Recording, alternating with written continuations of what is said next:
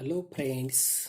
तर आज आपण math part 2 chapter number 1 similarity यामधील दोन थेरम पाहणार आहोत.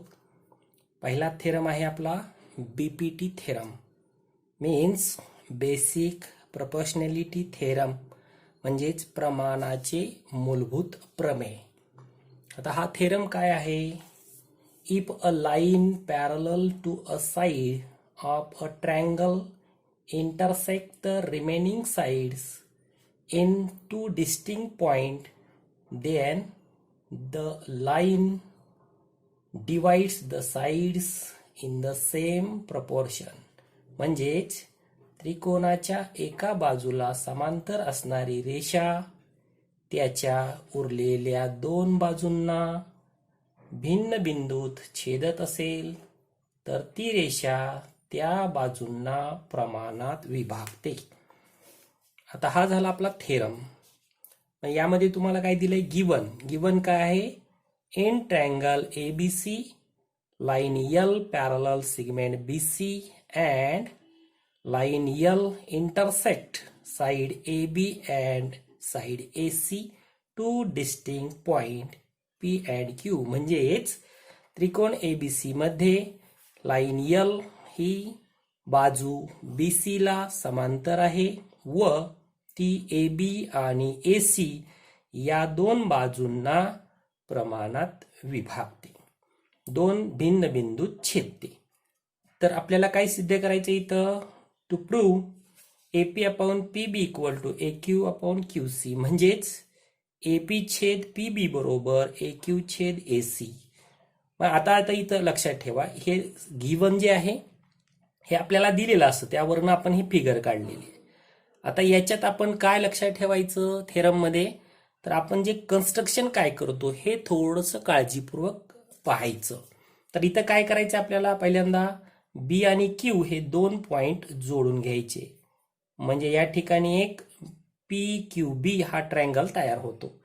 त्याचप्रमाणे PC हे दोन पॉइंट जोडून घ्यायचे. तर इथं परत एक आपल्याला दुसरा ट्रायंगल मिळेल PQC. म्हणजे आपण इथं कन्स्ट्रक्शन करायचं, join segment BQ and PC. म्हणजे आपण हे BQ आणि PC हे दोन रेषाखंड जोडलेले आहेत. आता पहा, आपण सुरुवातीला काय करायचं? या दोन त्रिकोणाचा विचार करायचा. कुठले दोन त्रिकोण आहे? त्रिकोण APQ आणि त्रिकोण BPQ.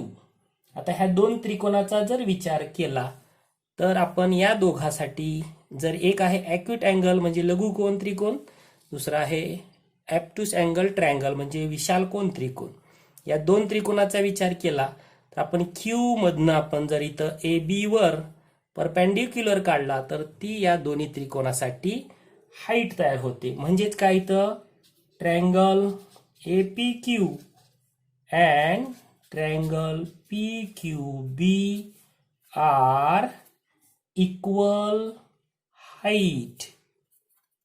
म्हणजेच काय? तर त्रिकोण APQ आणि त्रिकोण PBQ हे समान उंचीचे त्रिकोण आहेत. आणि याच्या अगोदर आपण पाहिलंय, जर दोन त्रिकोणाची उंची समान असेल तर त्या त्रिकोणांच्या क्षेत्रफळांचं गुणोत्तर हे पायाच्या प्रमाणात असतं. Therefore area of triangle APQ upon area of triangle PQB equal to base येईल याचा AP अपॉन PB. हे झालं आपलं इक्वेशन नंबर 1. आता याच्यासाठी आपण काय लिहू शकतो? Reason area proportionate basis. म्हणजेच समान उंचीच्या त्रिकोणाचं क्षेत्रफळ हे त्याच्या पायाच्या प्रमाणात असतं. आता आपण हे दोन त्रिकोण घेतलेले आहेत. याच प्रकारे आपण सिमिलरली आता आपण दुसरे दोन त्रिकोण घेऊया. कुठले घ्यायचे? एक आहे APQ आणि दुसरा आहे PQC. हा त्रिकोण घ्यायचा. आता या त्रिकोणात पण त्याचप्रमाणे पाहिलं तर इथं हा ॲक्यूट अँगल ट्रायंगल तयार होईल, हा PQC ॲप्टूस अँगल ट्रायंगल तयार होईल. म्हणजे आपण इथं P जर हा कॉमन पॉइंट घेतला आणि याच्यावरनं जर आपण परपेंडिक्युलर काढला म्हणजे लंब काढला AC वर, तर या दोन्हीसाठी ही कॉमन हाईट येते, म्हणजेच इक्वल हाईट आहे. त्यामुळं या दोघांचा पण जो क्षेत्रफळ आहे हे सुद्धा इथं या ठिकाणी पायाच्या प्रमाणात येईल. Similarly triangle APQ and triangle PQC are equal height. म्हणजेच त्रिकोण APQ आणि त्रिकोण PQC या दोघांची उंची समान आहे. Therefore, area of triangle APQ upon area of triangle PQC equal to AQ upon QC. Equation number 2. म्हणजेच या दोन्ही त्रिकोणांच्या क्षेत्रफळांचं गुणोत्तर हे त्यांच्या पायाच्या प्रमाणात असतं. म्हणजे याला सुद्धा येईल एरिया प्रपोर्शनेट बेसेस. आता हे दोन इक्वेशन आपल्याला मिळालेत. आता आपण या दोन इक्वेशन मध्ये पाहिलं तर इथं काय दिसतं, पहिल्या इक्वेशन मध्ये पहिल्याचा अंश आणि दुसऱ्या इक्वेशन मध्ये दुसऱ्याचा अंश तो सेम ट्रायंगल आहे. खालचे ट्रायंगल बदललेले आहेत. आता हे ट्रायंगल कुठे आहेत आपण फिगर मध्ये पाहूया. PQB आणि BQC हे दोन ट्रायंगल पहा. PQB आणि PQC हे दोन ट्रायंगल जर आपण पाहिले तर इथं काय दिसतं आपल्याला, ह्या दोन ट्रायंगलला जो बेस आहे PQ हा दोन्ही ठिकाणचा बेस कॉमन आहे. आणि हे दोन्ही ट्रायंगल जे आहे इथं PQ पॅरलल BC आहे, म्हणजे लाईन L ला पॅरलल BC काढली होती, म्हणजेच PQ पॅरलल BC आहे. त्यामुळे या दोन्ही त्रिकोणासाठी जी हाईट आहे ही कॉमन आहे किंवा इक्वल आहे असं आपण म्हणता येईल. म्हणजेच ह्या दोन्ही त्रिकोणांचा पाया समान आहे आणि उंची समान आहे. अशा वेळेस या दोन्ही त्रिकोणांचं क्षेत्रफळ हे आपल्याला सारखं असलेलं दिसेल. म्हणजे इथं काय येईल, segment PQ is common base, म्हणजेच PQ हा समान पाया of triangle PQB and triangle PQC. म्हणजेच बाजू PQ ही त्रिकोण PQB आणि त्रिकोण PQC या दोघांचा समान पाया आहे. And segment PQ parallel segment BC, म्हणजेच बाजू PQ ही बाजू BC ला समांतर आहे. Therefore, triangle PQB and triangle PQC are equal height. म्हणजेच या दोन्ही त्रिकोणांची उंची समान आहे. Therefore, आता पहा या दोन्ही त्रिकोणाची उंची समान आहे आणि पाया सुद्धा समान आहे. अशा वेळेस या दोन्ही त्रिकोणांचं क्षेत्रफळ समान असतं. Therefore, area of triangle PQB equal to area of triangle PQC. हे झालं इक्वेशन नंबर 3. आता आपण इक्वेशन नंबर 1 पहा, 2 पहा आणि 3 पहा. आता इथं काय येईल, APQ आहे, इथं APQ आलेला आहे आणि इथं PQB इक्वल टू आहे PQC. इथं आहे PQB आणि इथं आहे PQC, म्हणजे हे दोघांचा पण छेद समान आहे आणि ऑलरेडी अगोदरच अंश समान आहेत. त्यामुळं या दोघांची इक्वेशन 1 आणि 2 ची डावी बाजू समान आहे. त्याचमुळं याची उजवी बाजू सुद्धा आपल्याला समान मिळेल.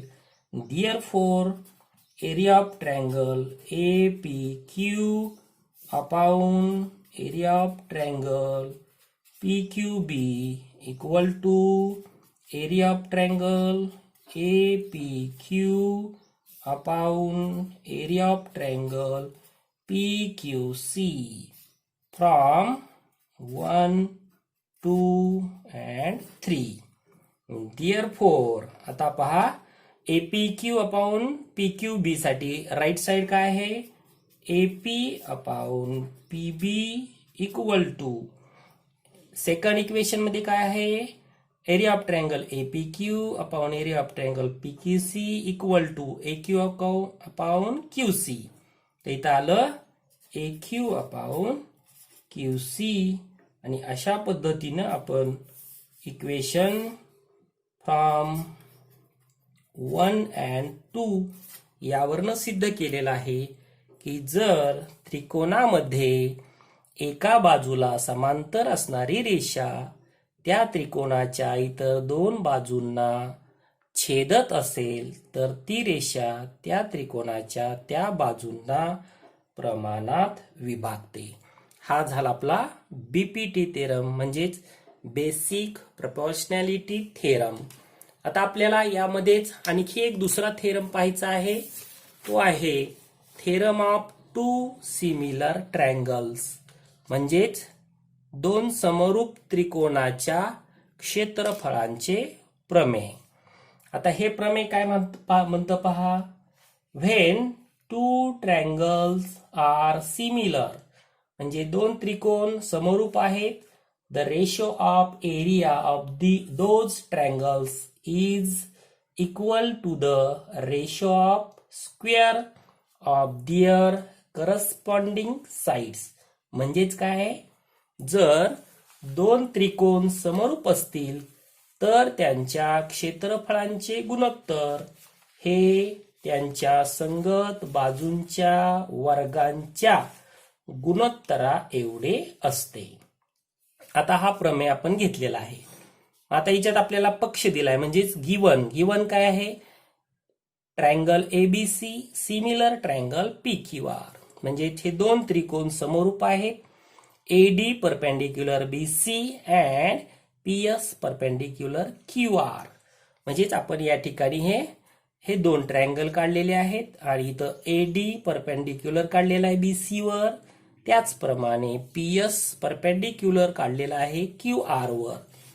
टू प्रूव्ह आता आपल्याला काय साध्य करायचं आहे?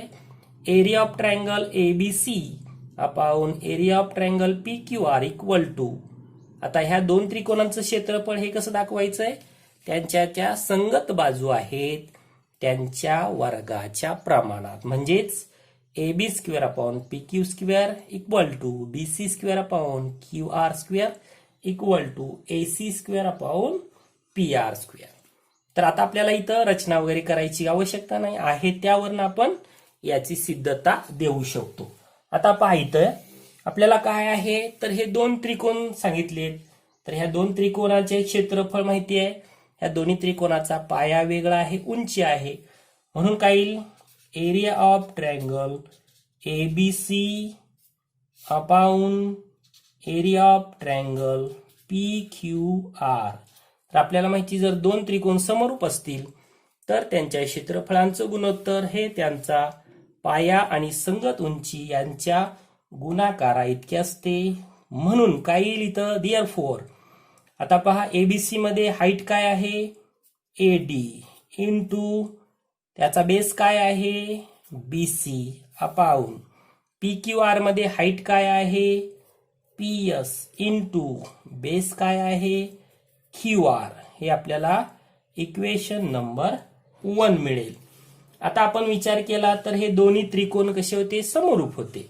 आता आपण या दोन त्रिकोणाचा विचार करूया. मग आता इथे येईल in triangle ABD and triangle PQS.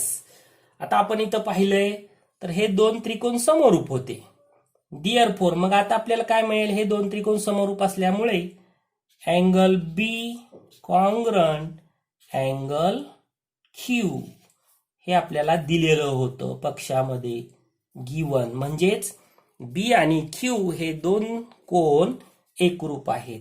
त्याचप्रमाणे angle ADB congruent angle PSQ. आता हे दोन त्रिकोण ADB हा त्रिकोण आणि PSQ हा कोण, हे दोन कोण कसे आहेत, प्रत्येकी 90 अंशाचे, म्हणून हे दोन्ही कोण कसे आहेत, एकरूप आहेत. आता बघा या दोन त्रिकोण आपण जे घेतले होते यामध्ये दोन कोण एकरूप आहेत, म्हणजे आपण अँगल टेस्ट म्हणजे कोको कसोटीनुसार हे दोन त्रिकोण कसे आहेत, समरूप आहेत. Therefore triangle ABD similar triangle PQS angle test. म्हणजेच त्रिकोण ABD आणि त्रिकोण PQS हे कोको कसोटीनुसार समरूप आहेत. आता दोन त्रिकोण समरूप असतील तेव्हा त्यांच्या बाजू कशा असतात, प्रमाणात असतात. Therefore AB upon PQ equal to AD upon PS. हे झालं आपलं इक्वेशन नंबर 2. बट म्हणजेच परंतु आपल्याला काय दिलेलं होतं इथं अगोदर, triangle ABC similar triangle PQR. म्हणजे आपल्याला अगोदर वरती दिलेलं होतं ABC आणि PQR हे दोन त्रिकोण समरूप आहेत. मग जेव्हा दोन त्रिकोण समरूप असतात तेव्हा त्यांच्या संगत बाजू प्रमाणात असतात. Therefore AB upon PQ equal to BC upon QR equal to AC upon PR.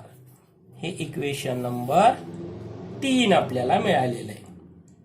आता आपण ह्यात 1, 2, 3 ह्या इक्वेशनचा जर विचार केला तर काय दिसतं पहा.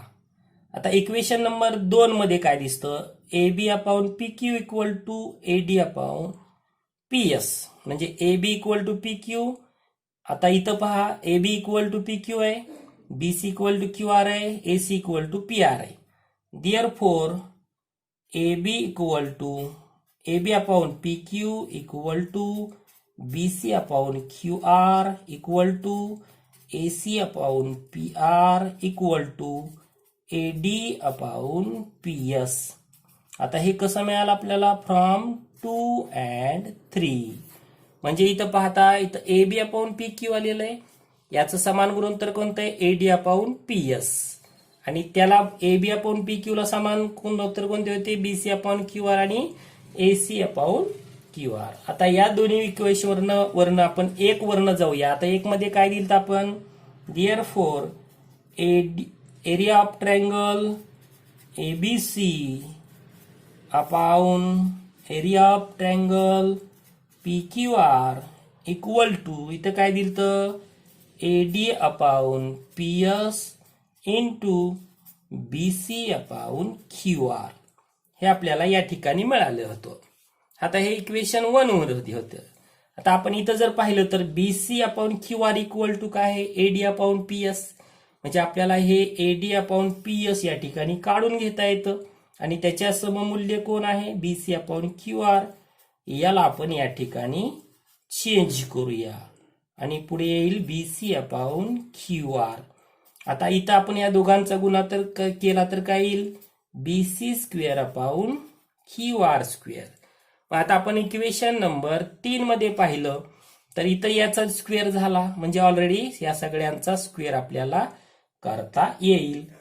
Therefore मग आपल्याला इथं काय येईल, इथं area of triangle ABC upon area of triangle PQR equal to AB square upon PQ square equal to BC square upon QR square equal to AC square upon PR square.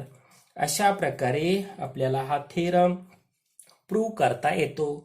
Theorem सोडवत असताना एक लक्षात ठेवायचं की तिथं जे दिलेली figure आहे ती व्यवस्थित काढा आणि जे कन्स्ट्रक्शन आहे ते काळजीपूर्वक लक्षात घ्यायचं, कन्स्ट्रक्शन लक्षात ठेवायचं आणि फिगरमध्ये पाहून आपण व्यवस्थितरित्या या पायऱ्या मांडत गेलो म्हणजे आपल्याला हे या प्रकारे सापडतं की दोन जर समरूप त्रिकोण असतील तर त्यांच्या क्षेत्रफळांचं गुणोत्तर ह्या त्यांच्या ज्या संगत बाजू आहेत यांच्या वर्गाच्या प्रमाणात मिळतं. आपल्याला हा जर व्हिडिओ आवडला असेल किंवा आणखी आपल्याला काही व्हिडिओ पाहायचे असतील तर या चॅनलला आपण लाईक आणि सबस्क्राईब करा. धन्यवाद.